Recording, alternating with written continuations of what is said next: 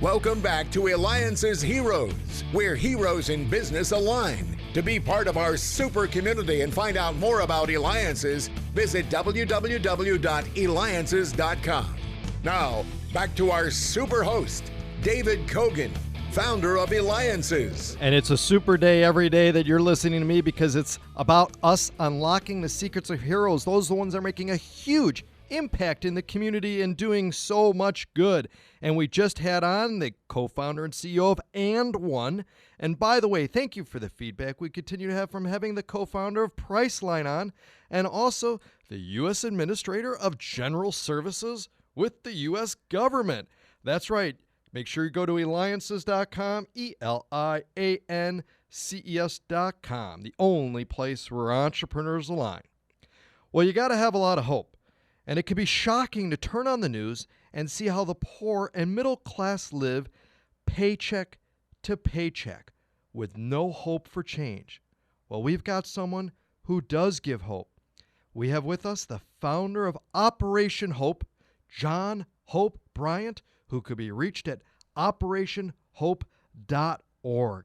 John, tell us what the idea was and how you came up with to create Operation Hope, and then we're going to get into what you do for so many people. Oh, thank you, David, for having me. Honored to be on your show. Rainbows only follow storms. You cannot have a rainbow without a storm first. So sometimes great things come out of tragedy and challenges and problems. Operation Hope was founded after the Rodney King riots in Los Angeles in 1992. So a really tragic incident. 50-plus people lost their lives, $3 billion of property damage, the worst riot in U.S. history. And so we were trying to get people out of a sense of urgent, the mindset of urgent, to a mindset of opportunity. I decided that giving people a fish wasn't enough. I wanted to give people fishing poles, and we wanted to do it at scale. Today, we are the largest nonprofit financial inclusion organization in America. 4 million clients. We just hit that mark, 4 million client mark. More than $3 billion invested in these neighborhoods through our partners. We're now the Starbucks of financial inclusion. Really the private banker to the working poor, the struggling class, the struggling middle class, those folks with too much month at the end of their money, which includes the federal workers recently who had to endure almost 30 days of no paycheck. And it just underscores that we're not talking about the poor here. We're talking about your listeners who are 70% of Americans plus are living from paycheck to paycheck. They've got too much month at the end of their money. And that stress affects their family, affects their marriages, affects their attitude at work, at play, how they raise their children, decisions they make, the investments that they make, the choices. It affects their health. It's all connected. But it's just shocking to me that I've got a private banker and I don't need one. I do my banking on my mobile phone. Mm-hmm. But the person who needs a private banker, the average American, doesn't have anybody to go to. You think about that. It's really deep. The largest economy on the planet, and this economy is 70+% driven by consumer spending. You and me. Right. Paying for car notes and, whatever. Yep. Going to grocery stores, whatever. And no guidance, no help, no one to call to, no one to call, no one who's not trying to sell you something already. It's really quite sad. But on the other hand, it's inspiring that somehow we have survived and thrived as a nation without it to this day. That's right, and that's why we've got you. I mean, your organization in the past 25 years has empowered millions of adults and youth with financial dignity. I mean, you've directed this is astounding, over $3 billion in economic activity into the disenfranchised communities. What's, though, the secret maybe to creating financial dignity? How do you do it, especially when you're maybe so underwater and it just becomes spiraling and over and over and over? How do you get out of that? It's a great question. I think that many people have tried to answer it over the last 100 years, and typically they either throw money at the problem or they throw prayers. And so you got somebody preaching for you and trying to motivate you, but that's not enough.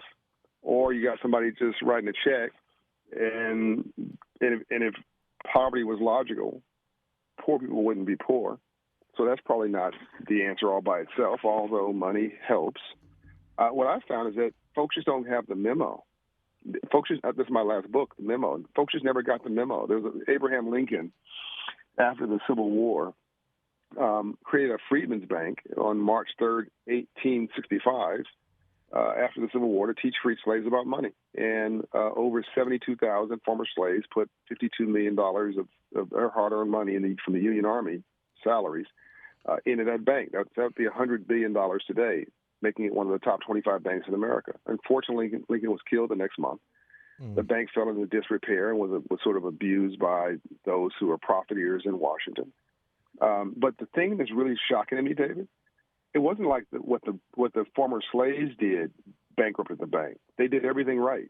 In fact, the fact they trusted the bank after slavery, government endorsed servitude, is really an inspiring story in and of itself. Mm-hmm. But they wanted a hand up, not a handout. And then you fast forward to the 1960s, and here you go again, the civil rights movement. And you had not a banker or a businessman or an entrepreneur trying to teach people how to fish. You had a preacher, Dr. Martin Luther King Jr. And by the way, he was talking to poor whites too, because there were more poor whites then and now than poor anybody else in this country, a little known fact. So Dr. King was pivoting toward economics. Lincoln had pivoted toward economics. Both of them assassinated in April of the year that they pivoted before they delivered the memo. So what gives me hope, actually, it's not like working class, middle class, struggling middle class, working poor, the majority of this country, driving economic activity in this nation, which is driving economic prosperity for the world. It's not like they got the memo and screwed it up. They just never got the memo. So if I can deliver through books, speeches, inspirations, radio interviews like yours, using the power of social media, over a million social media followers and about 70 million views of my videos on various platforms, plus the work we're doing on the ground with, as you said, millions of people whose lives have actually been impacted because we're moving a credit score. That's right. 120 points. We're moving a credit score between 30 and 120 points. And nothing changes your life today more than God or love than moving your credit score 120 points. I mean, it transforms your life. Well, you have been, and then we sort of anchored it all in what I call big data. So at the end of the day, it starts with inspiration, but we drag it down to results and sort of real tangible stuff like becoming a homeowner, an entrepreneur, a small business owner, moving your credit score, and then dragging it down to the data. And then we found that certain data, you hit a certain tipping point, and the community just changes. I got to ask you, too, is because you know so much about this, and we want to start really with the youth, as young as we could get.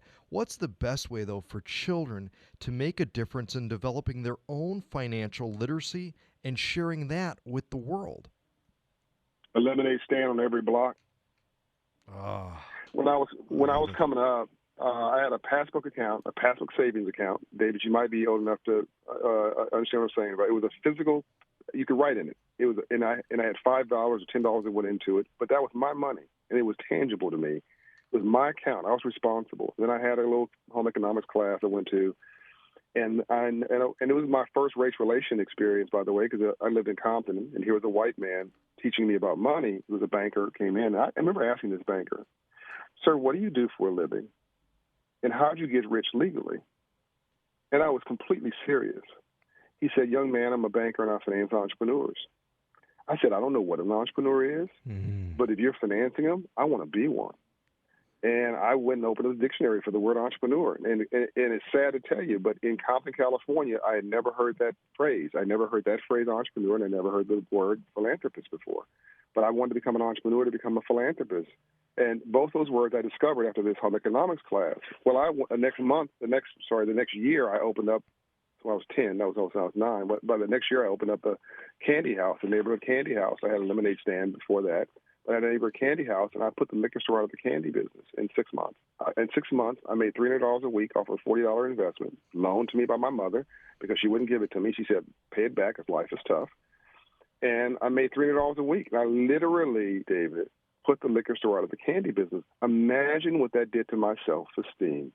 Unbelievable. Unbelievable. Well, I got to tell you give hope to so many, from lemonade stand to candy stand and so much more. And now, founder of Operation Hope. And heck, you were advisor to the last 3 sitting U.S. presidents. You make an impact, and thank you to Conscious Capitalism for nominating you to be on the Hero Show. You're a hero, John Hope Bryant. You can reach him at Operation Hope, operationhope.org. This is David Kogan with Eliances.